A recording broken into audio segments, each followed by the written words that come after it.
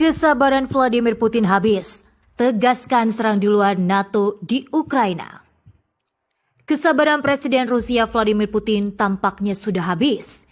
Ia sudah memberikan kesempatan kepada NATO agar segera hengkang dan tak memberikan bantuan kepada Ukraina. Kesempatan itu tak digunakan oleh NATO hingga membuat Vladimir Putin harus bertindak tegas. Vladimir Putin akan menyerang lebih dulu NATO yang saat ini berada di Ukraina. Pasalnya, keberadaan NATO di Ukraina malah membangun militer untuk relawan Rusia. Penegasan ini disampaikan oleh Vladimir Putin dalam pidato saat merayakan HUT ke-77 Hari Kemenangan Victory Day atas Nazi Jerman pada Perang Dunia Kedua. Kini, Vladimir Putin pun tak segan untuk memicu Perang Dunia Ketiga. Sejumlah peralatan tempur tercanggihnya sudah dikeluarkan demi menghadapi keroyokan negara-negara barat.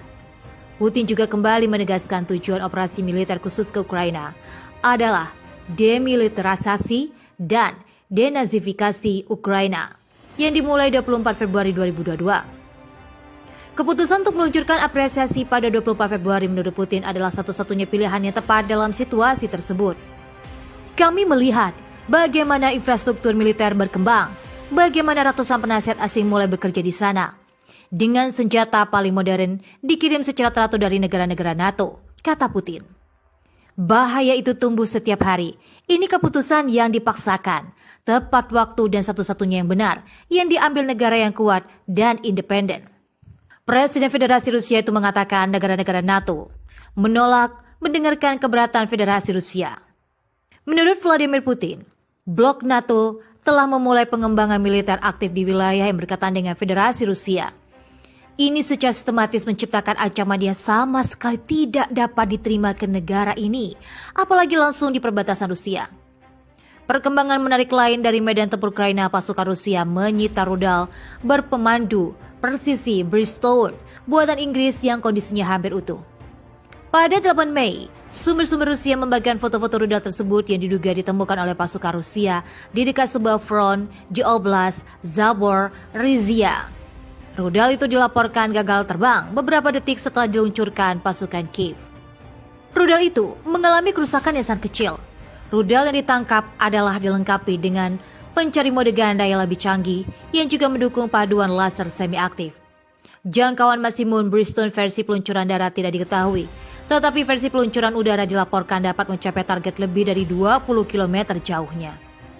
Hulu ledak rudal adalah muatan berbentuk tandem sebesar 6,3 kg dengan mode delay dan proximity sekering yang berbeda. Pada April, Inggris juga mengumumkan mereka akan memasok pasukan Kiev dengan ratusan rudal Bridgestone yang diluncurkan dari darat. London tidak mengungkapkan mereka akan mengirim stok rudal yang ternyata generasi lebih tua. Penggunaan pertama rudal Bridgestone adalah pasukan Kiev didokumentasikan di wilayah Donbas pada 6 Mei. Namun, kemungkinan rudal tersebut digunakan sebelumnya untuk melawan militer Rusia dan Angkatan Bersenjata Republik Rakyat Donetsk dan Republik Rakyat Luhansk.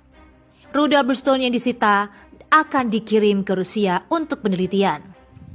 Militer Rusia dapat mempelajari bagaimana mengganggu pencari radar, gelombang militer trik rudal, atau bahkan merekayasa baliknya. Inggris adalah salah satu pendukung militer utama pasukan Kiev. Pada 7 Mei, Inggris mengatakan akan memberikan 1,3 miliar pound atau 1,60 miliar US dollar lebih lanjut untuk dukungan dan bantuan militer ke Kiev.